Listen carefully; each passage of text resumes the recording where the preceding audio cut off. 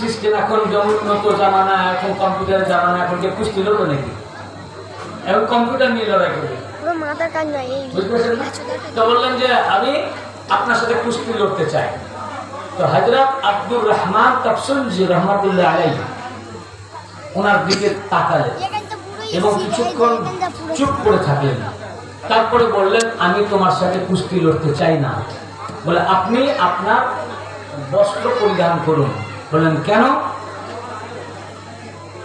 বললেন যে না, আমি এই জন্য লড়াই করতে চাই না, কারণ তোমার প্রত্যেকটা লোমকূপ আল্লাহর রহমতে পরিপূর্ণ আমি দেখতে পাচ্ছি। এমন একটা লোমকূপ আল্লাহর রহমত থেকে বঞ্চিত নাই।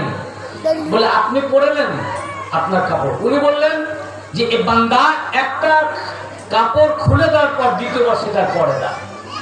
এই বলে উনি ওনার স্ত্রীকে ডাক দিলেন। ওনার নাম ছিল ফাতেমা। বলেন ফাতেমা আমার বস্ত্র দাও। বলতেই গায়েবী ভাবে একটা বস্ত্র ওনার হাতে চলে আসলো, আবার একটা খেতা চলে আসলো, ওটা আমি পরে নিলাম।